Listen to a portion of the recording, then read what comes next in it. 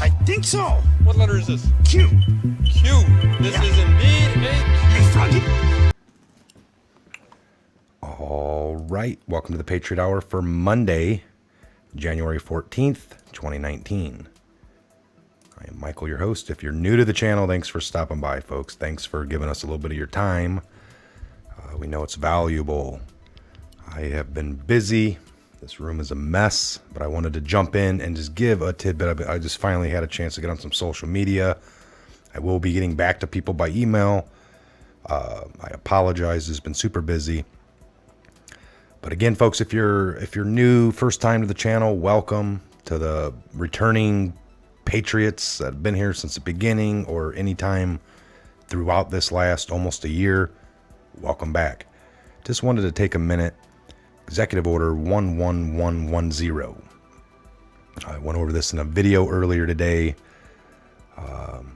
Folks, this is not huge, like something new. It's just something that needs to be, and some of you might be familiar with it.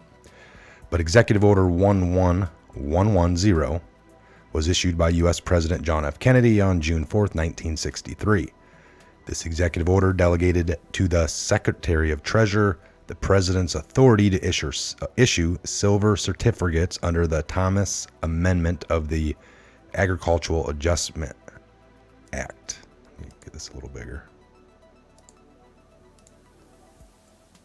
All right, so the purpose of this was President Kennedy's Executive Order EO 11110 modified the pre-existing Executive Order 10289 issued by U.S. President Harry S. Truman in 51.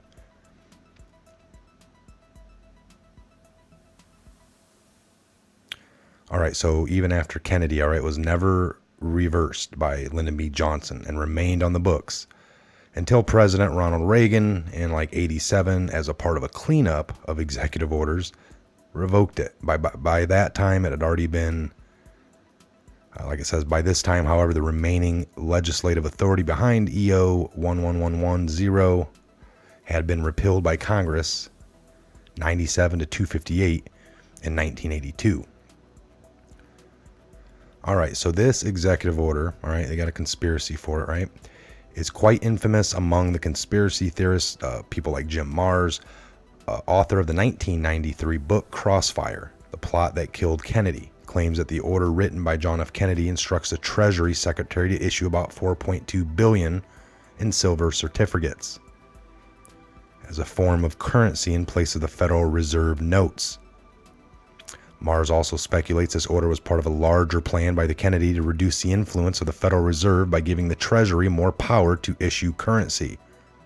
The order was signed June 4th, 1963. A few months later, Kennedy was assassinated on November 22nd of 1963, and conspiracy theorists hypothesize a link between the murder and EO 11110. They argue that the Federal Reserve was somehow involved. Now, what better reason then, if it was a government conspiracy, and we know he was going to get rid of the Fed, reduce their power, and if you do that little by little, the way that he was going to do it, or a pretty big chunk right there, they had time to act. Now, we're not here to delve into that. It doesn't matter. The point is everybody's been calling for, in all the years of doing your research, trying to understand what's going on, you come to these facets of a one world government, new world order, and the Fed is not going to just lay down and go away when you're like, shame on you, we don't want you no more. You have to do certain things. You have to be in certain positions. Now, again, we can go back to people that argue we need smaller government. We don't want such a big government. And people will lobby all around this country. I'm even talking back in the 90s, 2000s. And sometimes the government will play with you and listen to your town when you're screaming loud enough and you're doing the right things. And then they slam down and say, yeah, well, we're going to shut down the base and it's going to be, in your town.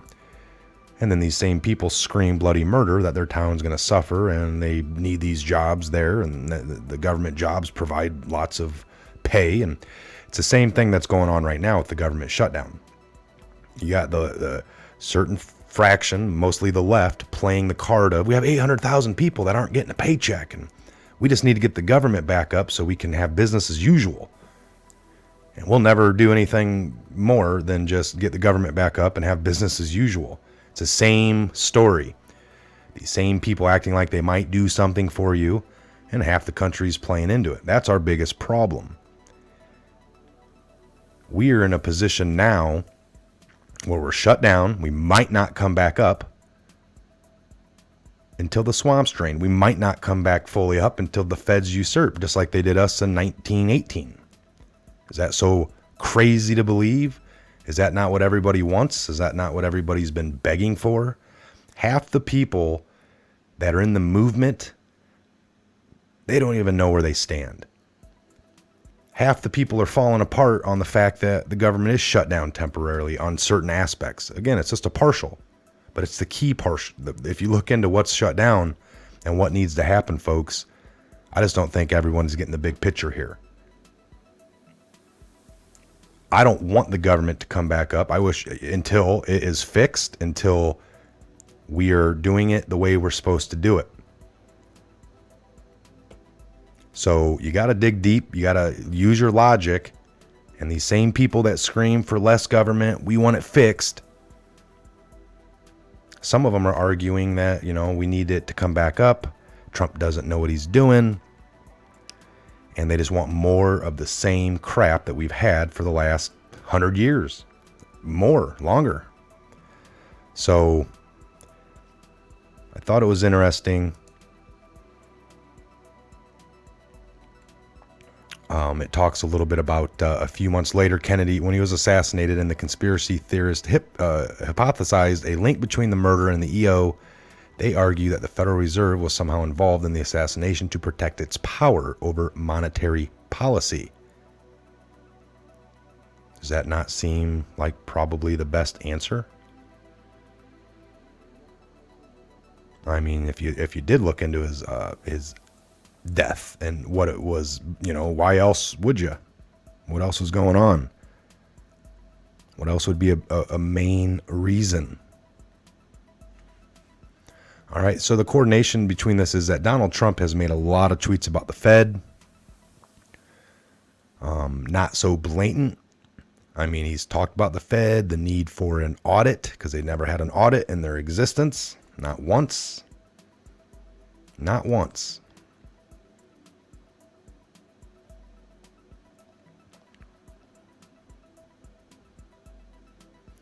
So again, you got people that have screamed for, and the only chance we would have, folks, was a non-political person that hadn't had any other office in time, a true outsider. And I don't know how much more of an outsider you can get. It's like, well, Trump's well known. We need a no-namer. Well, a no-namer in this point in the last election never would have had a chance. We get no-namers every year. We actually probably get quite a few people around this country that could be a very good president. They just never have a chance. They don't get on the ticket. They don't get the limelight. They don't have the budget. They don't have the spending. They don't have the power. So in this day and age, they made it impossible to elect another Abraham Lincoln. To elect, the way Kennedy did it, they weren't nobodies. They were the Kennedys. Again, anybody, can be a changed person. There is not a person on this planet that can't change, be touched by God one day to the next. I literally move forward and be doing the right thing from there on out. It happens. Again, I tell you to look at every single piece of document you have to even know anything you know. These people are all former insiders, people from all the different secret societies, rose to the ranks of 32 degrees, and then they step down and write books and tell you things. And I'm not saying, oh, that's scary. That's all we have. Who are the best people at the casinos, the eye in the sky that watch other people cheat? Ex-cons that did cheat. They know what to look for. And they're now working, making an honest paycheck, busting other people that were doing what they did. Trump admits that he was an ex-insider, knows all their secrets. It was a good life over there.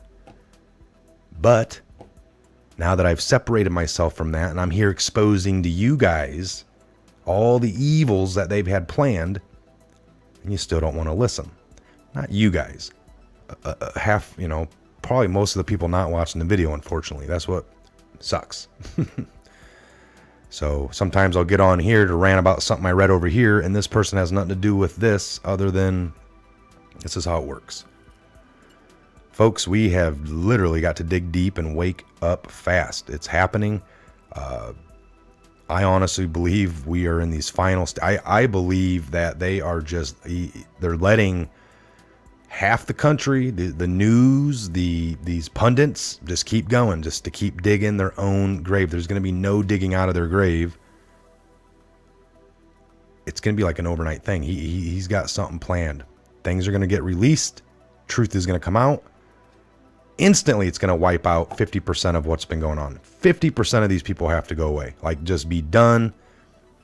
We're not going to want to see the guy come, well, I've been wrong for 2.5 years to you guys on CNN over here. And, but we're going to move forward. We were duped. No, they were complicit. It's a big difference.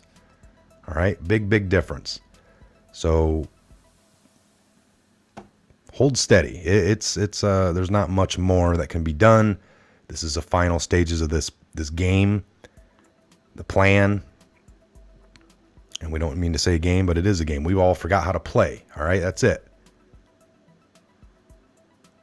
The Fed's going to get usurped just like they did us in 1918. All right, that's the only true way. I don't want the government to come back up unless it's fixed. It's a government of the people, by the people, for the people. That's what we need. I mean, I don't have to, a lot of people that aren't even into the Trump, Q, any of that. People that still know about the bad and the evil. This is exactly what it would take. If it's not this and if it's not now, forget it. There is no, and that's what most people, that's what I'm saying. I'm already there. There is no fixing. There is no, nothing good. I still believe there's good, and I still believe there's good people. And it doesn't take but a couple of strong, good, God-fearing patriots that can knock the whole system down. That's all it takes. Because their whole system's built on a house of cards. You take the one bottom out, it's done. You wake a bunch of people up, their lies don't work. So that's what we're doing. Giving you guys the ammo to just hit them where it hurts. So there you go. The fake news gets crazier and more dishonest every single day. Amazing to watch is certain people covering me and the tremendous success of this administration. Have truly gone mad. Their fake reporting creates anger and disunity. Take 2 weeks off and come back rested. Chill. Telling you folks. This is it. This is the last little nail in the coffin for a lot of these pundits out there just talking a lot and not making much sense. And then all the minions following. That will be the saddest thing, is so many Americans were just honestly duped. And that's going to be what they tell you. Well, it's not my fault. I was, getting lied to. Well, all of us were. Some of us can just see through it a little bit better.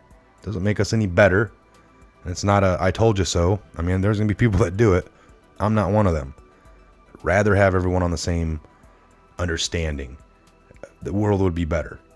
I'm not looking forward to the I told you so's, I told you so's. That's not what it's about. We just want it fixed. All right, I'm Mike. This is a Patriot Hour. God bless all of you, and we'll see you back here real soon. I'll be back tomorrow, normal schedule, doing a couple different shows, maybe even one later tonight here if I get a few more things done. It's been busy. Good things are coming. And folks, have a great night. We'll talk to you back here we'll see you back here real soon. God bless.